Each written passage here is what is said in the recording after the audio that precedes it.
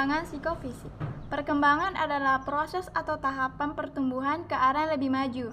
Pertumbuhan sendiri berarti tahapan peningkatan sesuatu dalam hal jumlah, ukuran, dan arti pentingnya. Pertumbuhan juga berarti sebuah tahapan perkembangan. Pertumbuhan berbeda dengan perkembangan.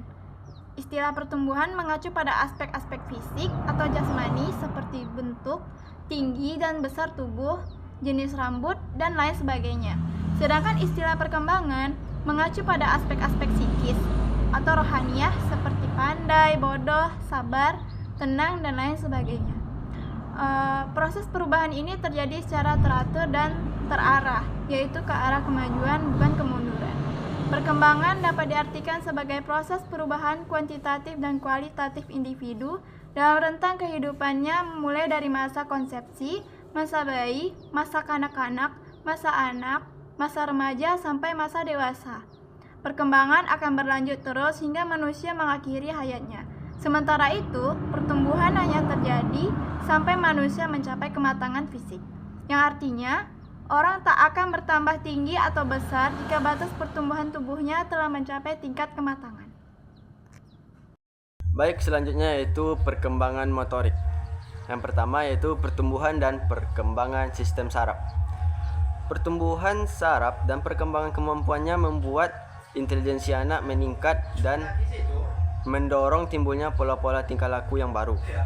Semakin baik perkembangan sistem saraf, seorang anak akan semakin baik dan beraneka ragam pula pola-pola tingkah laku yang mereka miliki. Yang kedua yaitu pertumbuhan otot.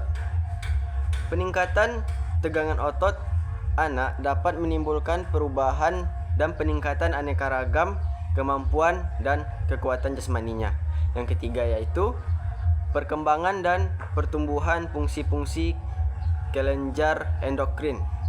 Kelenjar endokrin secara umum merupakan kelenjar dalam tubuh yang memproduksi dalam hormon yang disalurkan ke seluruh bagian dalam tubuh melalui aliran darah. Lawan endokrin adalah eksokrin yang memiliki pembuluh tersendiri untuk menyalurkan hasil sekresinya. Seperti kelenjar ludah, perubahan fungsi kelenjar akan mengakibatkan berubahnya pola sikap dan tingkah laku seorang remaja terhadap lawan jenisnya. Yang keempat yaitu perubahan struktur jasmani. Pengaruh perubahan fisik seorang juga tampak pada sikap dan perilaku terhadap orang lain. Karena perubahan fisik itu sendiri mengubah konsep diri siswa tersebut. Konsep ialah totalitas sikap dan persepsi seseorang terhadap dirinya sendiri. Yang kedua, ada minat. Minat adalah suatu rasa lebih suka dan rasa ketertarikan pada suatu hal atau aktivitas tanpa ada yang menyuruh.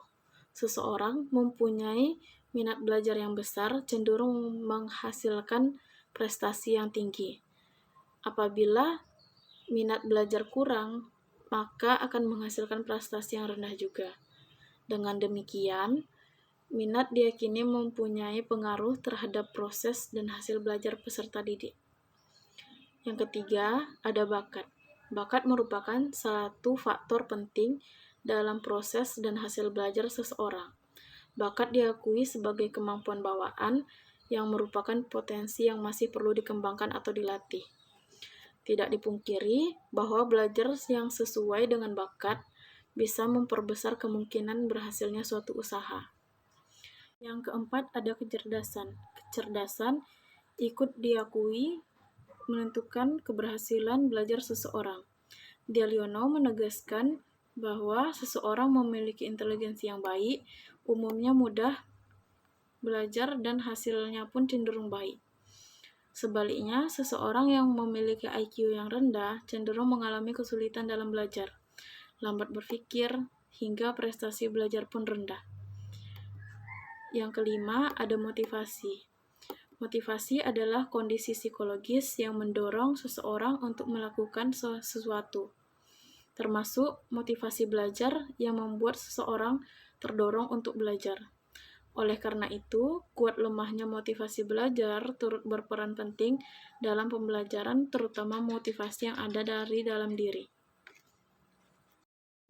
Selain perkembangan fisik, yang tidak kalah penting dalam pengaruh belajar anak adalah perkembangan kognitif, yakni proses perkembangan intelektual atau proses perkembangan kemampuan yang berhubungan dengan pemahaman, pertimbangan, pengolahan informasi, pemecahan masalah, dan juga keyakinan. Nah, menurut Jean Piaget, perkembangan kognitif anak terbagi menjadi 4 tahapan. Yang pertama, sensori motor. Tahapan ini terjadi pada usia 0-2 tahun. Pada tahapan ini, anak hanya akan berfokus pada apa yang terjadi di sini dan saat ini. Yang kedua, pra-operasional. Tahapan ini terjadi pada usia 2-7 tahun. Pada tahapan ini, anak dapat mempresentasikan objek-objek di luar jangkauan pandangan anak. Namun, mereka belum mampu dalam penalaran logis seperti orang dewasa. Yang ketiga, konkret operasional. Pada tahapan ini terjadi pada usia 7-11 tahun. Pada tahapan ini, penalaran menyerupai penalaran orang dewasa sudah mulai muncul. Namun, mereka terbatas dalam penalaran realitas konkret. Yang keempat, formal operasional. Pada tahap ini terjadi pada usia 11-12 tahun sampai dewasa.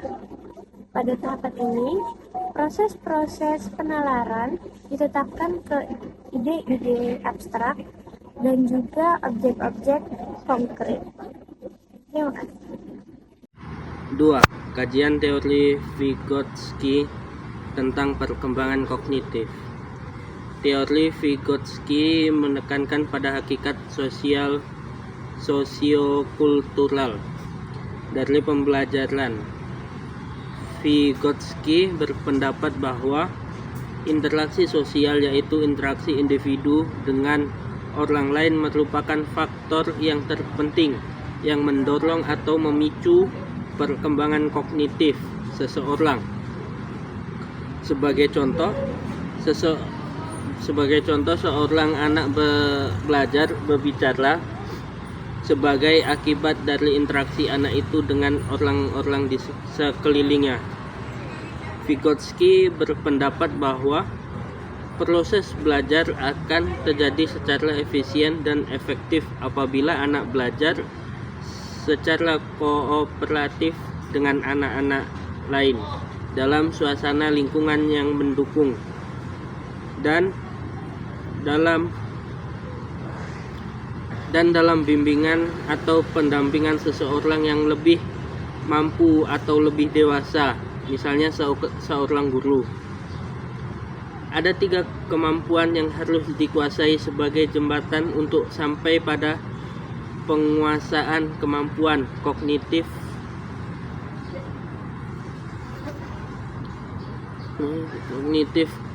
yaitu persepsi, meningkatkan, mengingat, dan berpikir. Yang pertama, persepsi.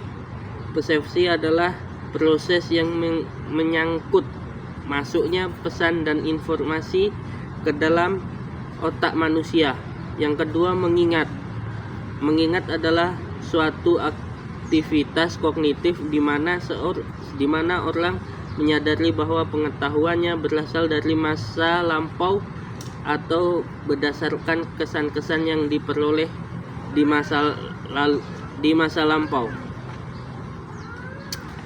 Yang ketiga, berpikir. Menurut Abror adalah kelangsungan tanggapan-tanggapan yang disertai dengan sikap pasif dari subjek yang berpikir. Yang kedua, ada perkembangan psikologis. Yang pertama, perkembangan kognitif. Selain perkembangan fisik atau motorik, yang tidak kalah penting dalam mempengaruhi belajar anak adalah perkembangan kognitif, yaitu perkembangan fungsi intelektual atau proses perkembangan kemampuan yang berhubungan dengan pemahaman, pertimbangan, pengelolaan informasi, pemecahan masalah, kesenjangan, dan keyakinan. Ranah kejiwaan yang berpusat di otak ini juga berhubungan dengan kehendak dan perasaan yang bertalian dengan ranah rasa.